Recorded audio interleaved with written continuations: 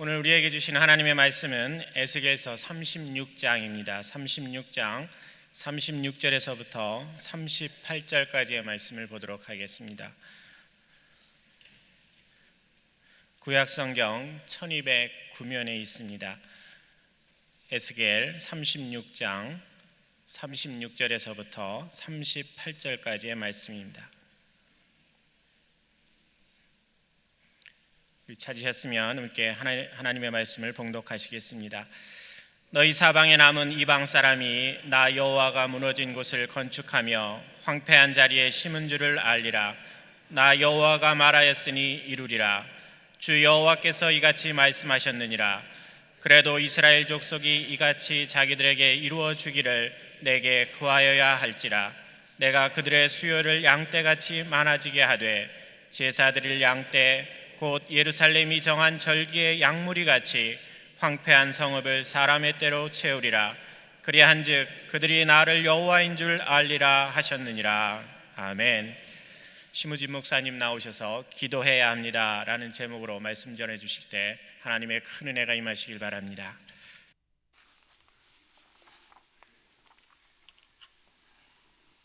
할렐루야.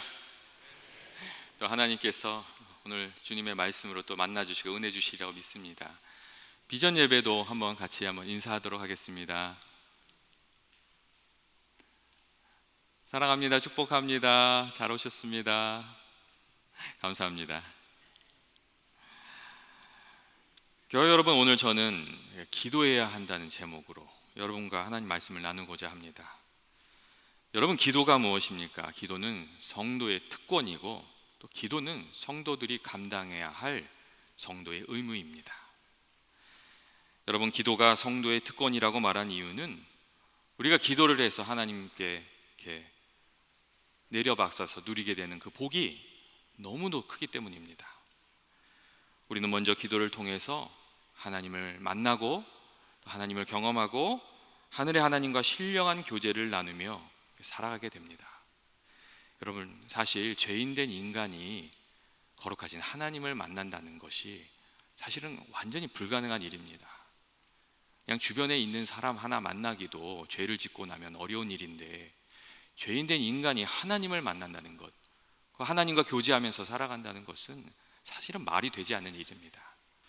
그런데 우리가 예수 그리스도를 구주로 고백하고 주님을 영접하고 죄를 고백하고 하나님께 기도하면서 나아가면 하나님 우리를 만나 주신 겁니다.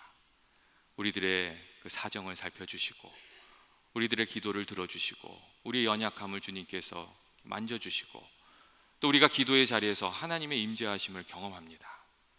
하나님께서 그 자리에 찾아와 주셔서 우리들의 마음을 터치해 주시고 위로해 주시는 그 시간을 경험하고 나면 시편에 있는 말씀처럼 우리가 고백을 하게 됩니다. 시편 8편에 이런 구절이 있습니다. 사람이 누구이기에 주께서 그를 생각하시며 인자가 무엇이기에 주께서 그를 돌아보십니까? 하나님, 내가 누구이기에 이런 은혜를 주십니까? 나를 만나 주십니까? 나를 긍휼히 여겨 주십니까? 그렇게 고백하게 됩니다. 여러분, 그래서 우리가 하나님께 나아가는 기도가 우리에게 주신 아주 귀한 특권입니다. 그래서 우리가 이 기도를 하면서 주님을 만나면서 사실 이것을 누리면서 또 살아가야 됩니다. 여러분, 또한 기도가 이 성도의 특권인 이유는 기도를 통해서 하나님의 능력을 누리면서 살아가기 때문입니다.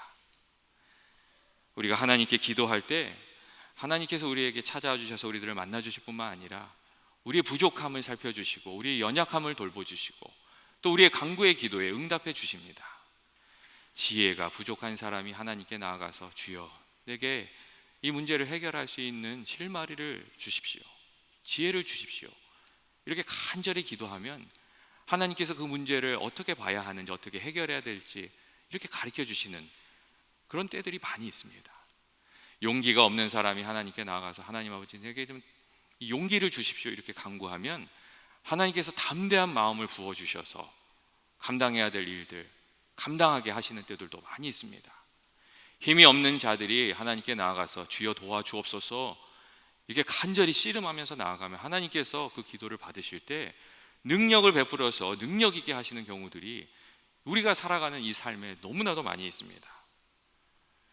하나님께서 기도할 때마다 그 자녀들을 돌보시고 은혜를 베풀어 주시는 분이시기 때문입니다.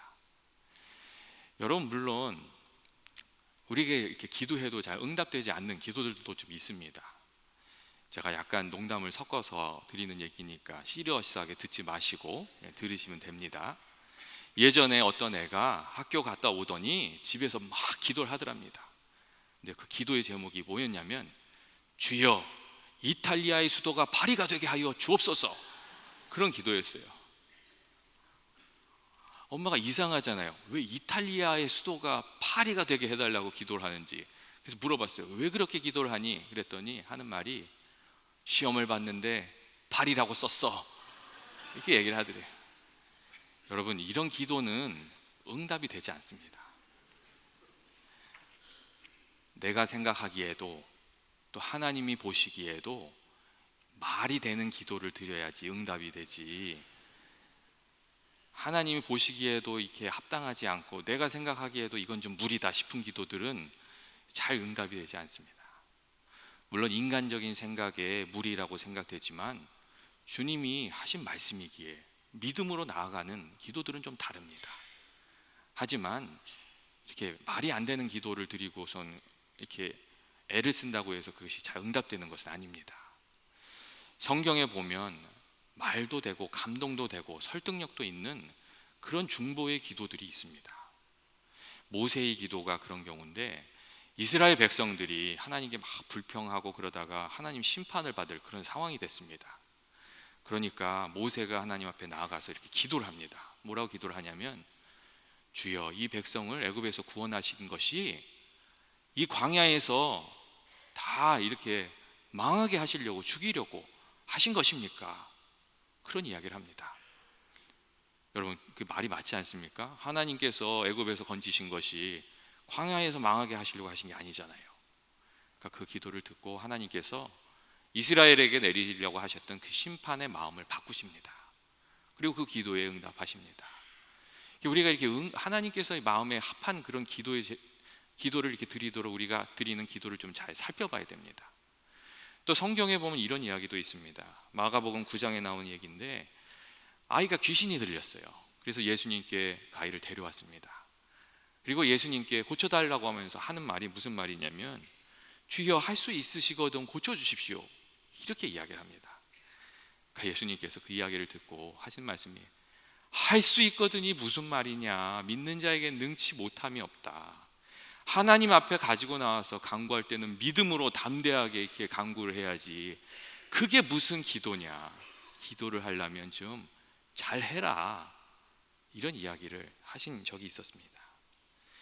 여러분, 우리가 기도할 때 진실한 마음으로 기도하고, 또 주님이 들으시기에 그래 합당한, 이렇게 고개를 끄덕이실 만한 그런 기도를 드리면 하나님께서 우리와 같이 해주실 뿐만 아니라 우리의 기도에 응답을 해주십니다.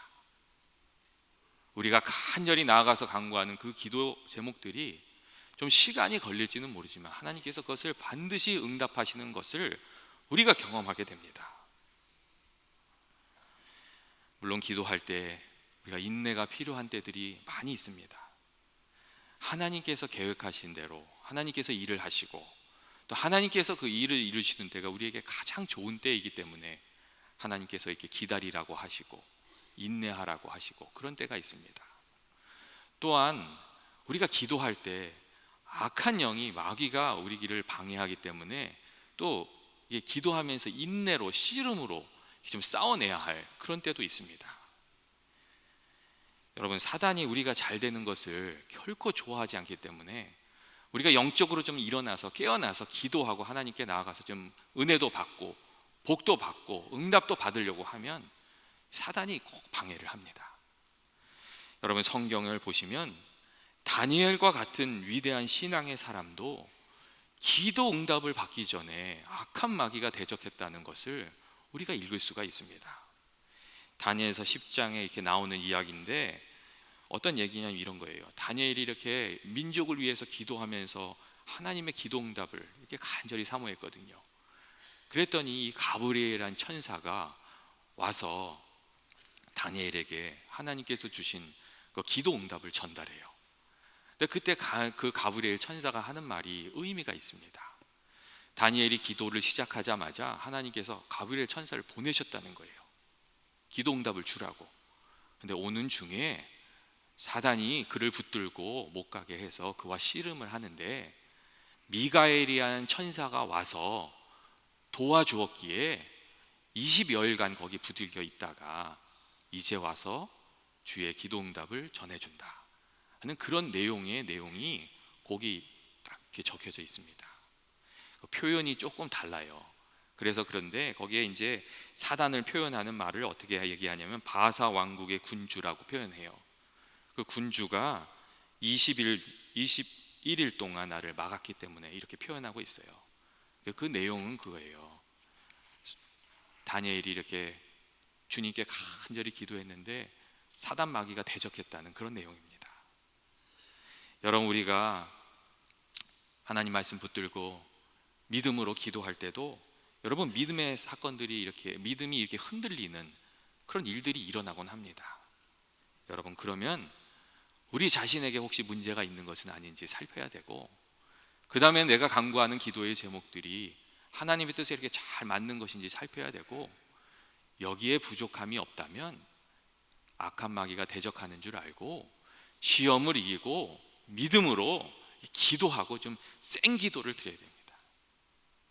그리고 여러분, 이렇게 우리가 센 기도를 해서 이렇게 뚫고 나가면서 응답을 받으면 하나님이 응답도 여러분 세게 해주십니다. 그리고 이 고난을 이겨내고 받는 응답들은 또 평상시에 받는 은혜와 아주 남다른 은혜를 하나님이 주십니다. 그래서 우리가 어려울 때 우리의 부족함이 아니고 우리의 기도와 그 간구의 내용이 주님이 보시기에 부끄러운 것이 아니라면 용기를 내서 믿음을 가지고 좀 센 기도를 하면서 하나님께 나아가서 기도로 승리하는 그런 우리들이 되어야 됩니다. 여러분, 어려운 일이 있을 때에 기도하시는 연합의 모든 교우들이 되시기를 주님의 이름으로 축원드립니다. 여러분, 그리고 또 기도가 무엇입니까? 기도는 성도의 특권이며 동시에 성도가 감당해야 돼야 될 의무이기도 합니다. 하나님께서 우리를 때때로 기도자로 부르시고 기도를 시키시고 또 기도를 사용하셔서 그 기도와 함께 하나님의 일을 이루시기 때문입니다. 성경에 보면 하나님께서 기도를 시키시고 그 기도와 함께 일하셔서 하나님의 일을 이루시는 그런 이야기들이 많이 있습니다. 예를 들어서 여러분, 베드로가 그렇습니다. 이 예루살렘에 그 그리스도인에 대한 그 박해가 막 시작됐을 때 그 사도 야고보가 제일 첫 번째 그 사도 중에 순교자로 목숨을 잃습니다. 그리고 붙들려 간 사람이 누구냐면 사도 베드로입니다. 베드로가 붙들려 가서 감옥에 이렇게 들어갑니다. 여러분, 감옥에 들어가면 어떻게 해야 되죠? 뭘 모르시는 표정을 하고 계세요? 기도를 해야죠. 맞잖아요. 기도를 해야 되잖아요. 근데 사도 베드로가 어떻게 했는지 아세요? 감옥에 들어가서 잠을 잤어요. 그러니까 하나님이 누구한테 기도를 시키셨는지 아십니까? 그러니까 성도들이 기도를 했습니다. 그리고 성도들이 기도를 하니까 그 옥문이 흔들려서 문이 열리고 베드로가 돌아오게 되는 그런 이야기가 있습니다. 근데 반면에 이 복음 증거하러 다녔던 바울과 실라는 감옥에 갇혔는데 주변에 기도해 줄 사람이 없었어요. 그러니까 누가 기도하는지 아세요? 바울과 실라가 기도를 해요. 그러니까 하나님께서 그 기도를 받으시고 또 거기서 옥문을 흔드셔서 문이 열리게 하시고 이 착고가 다 풀어지게 하시고 간수가 회개하는 역사, 하나님께서 그 기도를 받으셔서 또 그렇게 역사하시는 그런 이야기가 있습니다. 여러분, 문제가 생기면 우리도 기도해야 되지만 때때로 하나님께서 기도를 시키실 때가 있습니다. 왜 내가 이런 기도가 하고 싶은 마음이 생기지? 이런 생각이 드시면 하나님이 기도시키시는 줄 알고 기도하게 되신 여러분 되시길 바랍니다.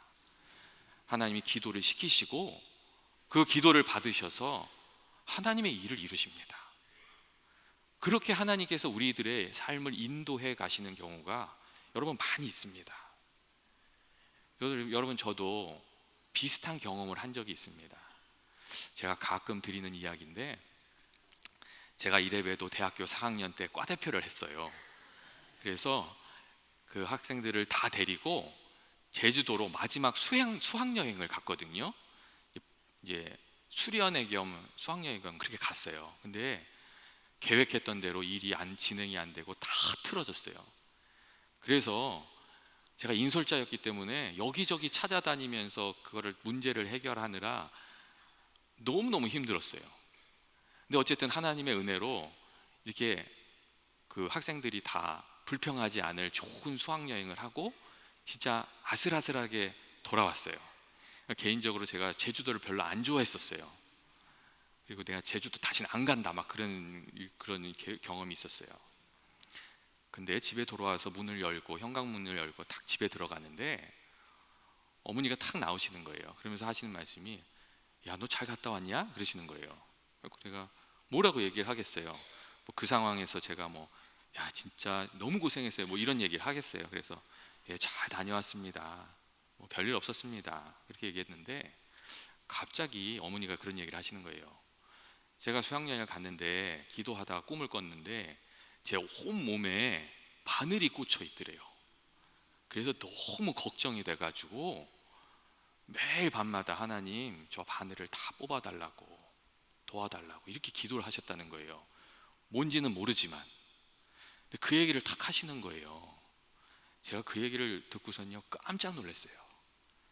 아, 이게 어머니의 기도구나. 아, 하나님께서 이렇게 기도를 시키시는구나.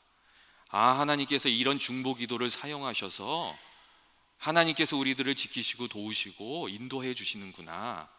이게 중보 기도의 의미구나. 제가 그렇게 깨달았던 적이 있습니다.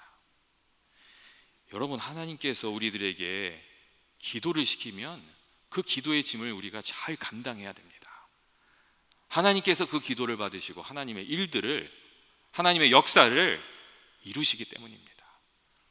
그리고 우리들이 기도를 많이 쌓아놔야 됩니다. 여러분, 3대 4대에 이렇게 신앙생활 잘하고 자녀들에 대한 기도가 많이 쌓여있는 그 집들은 그 자녀들이 그렇게 많이 어려움을 당하지 않습니다. 뭘 해도 그냥 그 일로 잘 됩니다. 물론 거기 조건이 좀 있어요. 그 자녀들이요 신앙생활을 또 잘 해야 돼요. 하지만 그 자녀들이 신앙생활만 잘하고 평균치 이상만 하면 하나님께서 그 자녀들에게 복을 주십니다. 그 기도가 쌓여 있어서 그래요. 그런데 당대의 신앙생활을 시작한 이들은 기도를 많이 해야 됩니다. 특별히 우상을 많이 섬긴 그 가정들은 기도의 짐이 많습니다. 하지만 또 열심히 기도를 하면 하나님께서 그 기도를 받으시고 또 문제들을 다 이렇게 해결해 주시고 넘어가게 하십니다. 그러니까 당대에 믿음 가졌다고 해서 너무 안타까워할 일은 아니고 이렇게 기도를 많이 하면 됩니다. 하나님께서 그 기도들도 귀하게 받으셔서 역사해 주시기 때문입니다. 하여튼 우리가 기도를 많이 쌓아야 됩니다. 특별히 요즘 제가 미국의 대통령 선거 진행되는 것을 보면서 야, 이 미국이 이제는 지금 기도가 많이 필요하구나, 저는 그런 생각을 많이 하고 있습니다. 미국 선거와 관련해서 이야기를 하다 보면 사람들 반응이 딱 두 가지인데, 한 가지는 이 지저분하고 더러운 정치판 생각하기도 싫다, 무관심으로 좀 대응하시는 분들이고, 또 다른 한 분은 야, 이게 어때, 이 꼴이 이게 뭐냐 하면서 막 비판을 많이 하시는 그런 분들이십니다. 그리고 이 사람을 뽑자니 이게 문제고 저 사람을 뽑자니 저게 문제고, 야, 어떻게 하다 보니 이 나라에, 이 미국에, 이 청교도가 세운 나라에 신앙적인 리더 한 사람을 못 뽑을 상황이 됐는가, 그런 이야기를 하는 분들이 많이 있습니다. 그리고 그런 이야기를 이렇게 듣다 보면 제가 이런 생각도 듭니다. 야, 우리가 처음부터 착각을 하고 있었던 것이 아닌가. 이 시대의 문제나 역사의 문제나 나라의 문제는 우리 손에 달려있는 것이 아니고 하나님의 손에 달려있는 건데, 그동안 하나님께 이 나라의 문제를 위해서 기도하지 않고 이 사람을 뽑으면 혹시 문제가 해결될까, 저 사람을 뽑으면 문제가 해결될까, 인간적인 그런 생각만 하고 있었던 것은 아닌가. 저는 그런 생각을 좀 하게 됩니다. 예전에 청교도들은 나라를 위해서 많은 기도를 했다고 하는데 그 쌓아놓은 기도를 다 털어먹고 이제는 좀 바른 지도자 한 사람을 뽑지 못하는 상황이 된 것은 아닌가, 그런 생각이 들고 지금이라도 이 나라를 위해서 우리가 기도를 쌓아가야 되겠다, 그런 생각이 듭니다. 성경에 보면 이스라엘 백성들이 자기 자신의 문제를 해결하기 위해서 왕을 뽑아 달라고 이 사무엘 상지자에게 와서 이렇게 막 얘기하는 이야기가 있습니다. 그리고 그때 하나님께서 사무엘 선지자에게 무슨 얘기를 하시냐면, 이 백성이 사무엘 선지자를 버린 게 아니라 나를 버린 것이다, 그렇게 얘기하시는 구절이 있습니다. 예전에는 그 구절이 그렇게 마음에 와닿지 않았는데 요즘에 이 미국 선거를 보면서 이 구절이 그런 말씀이구나 하는 그 깨달음이 좀 있어요. 이렇게 와닿는 것이 있습니다. 문제를 해결하기 위해서 하나님께 나아가서 구해야 되는데 구하지는 않고 이 사람이냐 저 사람이냐 어떤 사람을 세우면 되느냐, 그런 얘기만 하고 있는 이스라엘의 모습이 꼭 우리의 모습은 아닌가, 그런 생각이 들곤 합니다. 또한 여러분, 제가 요즘 북한의 문제를 생각하면서도 우리 민족을 위해서 기도를 해야 되겠구나 하는 생각이 많이 듭니다. 김정은이 자꾸 핵실험하고 미사일 쏘고 그러니까 얼마 전에 러셀 차관보가 아주 세게 한마디 했습니다. 뭐라고 했냐면, 북한이 핵공격을 수행할 능력을 가질 수 있을 수는 있겠지만 그러고 나면 죽는다, 딱 이렇게 얘기를 했습니다. 그러니까 김정은이 죽는다, 이런 얘기를 했어요. 그러니까 바로 그 다음날 북한이 뭐라고 했냐면, 이것은 최고 권위에 대한 도전이다, 이렇게 얘기하면서 미국이 덤비면 그 순간 백악관이 없어질 것이다, 또 그렇게 얘기를 했어요. 원래 북한이 좀 그런 거는 아는데 여러분 좀 어떻게 생각하십니까? 저는 요즘 좀 불안합니다. 이러다가 미국이 또 한 방 탁 때리면 다 어려움 당하는 것은 우리 민족뿐인데, 이거 지금 기도가 또 필요하구나, 이런 생각을 하고 있습니다. 하나님 아버지, 우리 민족을 불쌍히 여기시고 전쟁을 좀 나지 않게 해주시고 평화롭게 통일이 될 수 있도록 주여 인도하여 주옵소서. 우리가 이렇게 같이 기도해야 된다고 저는 생각을 합니다. 또한 우리 주변에 일어나는 일들을 보면서 기도가 필요하다는 생각을 합니다. 허리케인 매슈가 지나가면서 고난당한 사람들을 보면서 그런 생각이 들고, 또 우리 청년부가 IT에 선교를 하고 있습니다.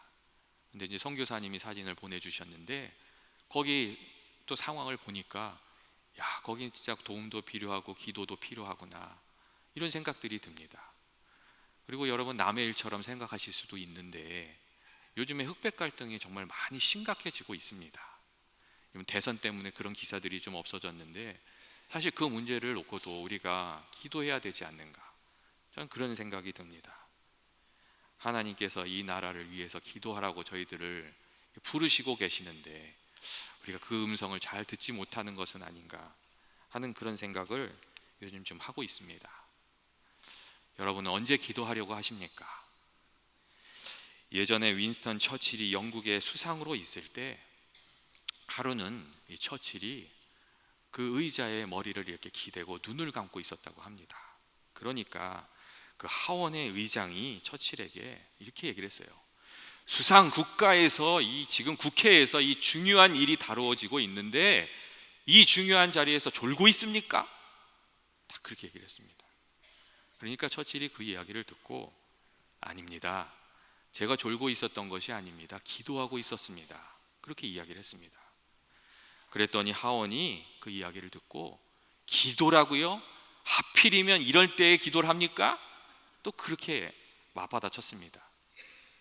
그러니까 그 이야기를 듣고 처칠이 그 자리에서 벌떡 일어나서 아주 큰 소리로 이야기를 했다고 합니다. 이 나라의 가장 중요한 안건이 처리되고 있는 이 자리, 이 순간 기도할 수 없다면 도대체 어느 순간 어느 자리에서 우리가 기도해야 되는 겁니까? 그렇게 이야기를 했다고 합니다.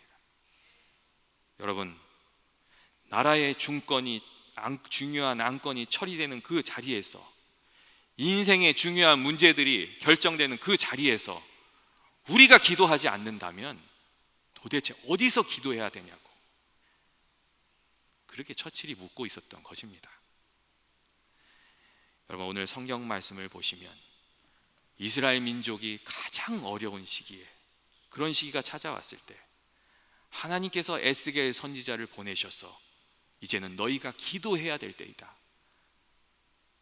하나님께 간구해야 될 때이다, 이렇게 말씀해 줬던 것을 우리가 읽을 수가 있습니다. 나라는 망했고 백성들은 모두 바벨론으로 이렇게 끌려가서 포로의 삶을 살았습니다. 하루하루의 삶은 고달프고 그들에게 현실을 변화시킬 수 있는 능력도 없었고 해답도 없었습니다. 그저 하루하루를 살아가는데 버거운 상황이었습니다. 그런데 그때 하나님께서 에스겔 선지자를 통해서 약속의 말씀을 주시고, 기도해라, 그러면 내가 너희를 붙들어 주겠다, 내가 너희들을 도와주겠다, 그리고 이 문제를 해결해 주겠다, 그런 말씀을 주셨습니다. 그것이 오늘 우리가 읽은 그 말씀입니다. 너희 사방에 남은 이방 사람이 나 여호와가 무너진 곳을 건축하며 황폐한 자리에 심은 줄 알리라. 나 여호와가 말하였으니 이루리라. 주 여호와께서 이같이 말씀하셨느니라. 그래도 이스라엘 족속이 이같이 자기들에게 이루어 주기를 내게 간구하여야 할지라.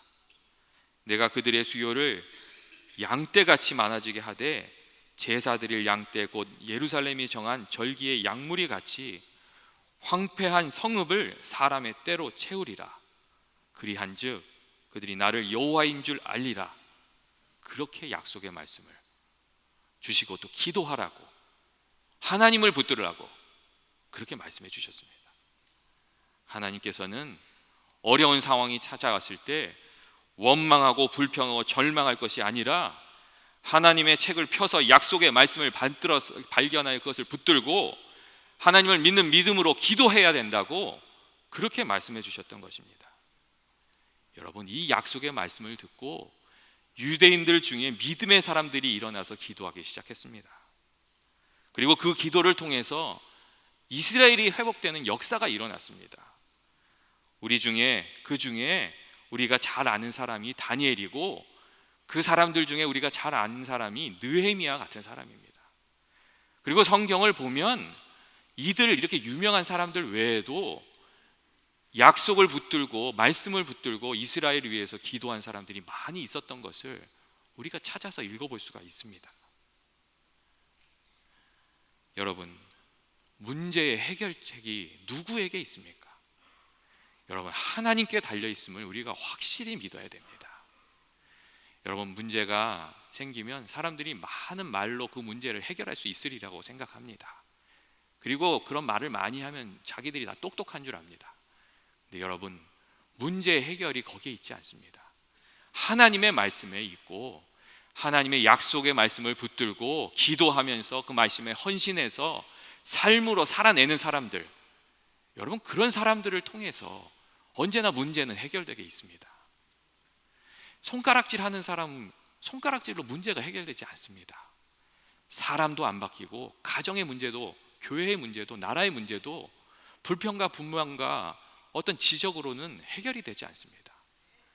주의 약속의 말씀을 붙들고 말씀에 헌신하면서 살아가는 사람들, 기도하는 사람들, 그런 사람들을 통해서 하나님의 귀한 일들이 이루어진다고 저는 믿습니다.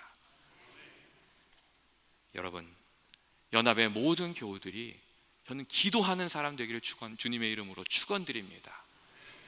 우리 자신의 영혼을 위해서 기도하고, 가정을 위해서 기도하고, 자녀를 위해서, 남편을 위해서, 아내를 위해서 기도하고, 또 교회를 위해서 기도하고, 나라를 위해서 기도하고, 기도 가운데 하나님과 동행하는 우리 모두가 되기를 주님의 이름으로 축원드립니다.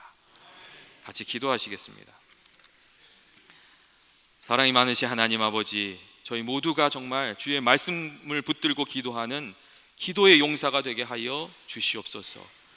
말씀 가운데 기도하게 하시고, 믿음으로 기도하게 하시고, 또 능력 있게 기도하는 이들로 저희들 세워 주시옵소서. 예수님의 이름으로 기도합니다. 아멘.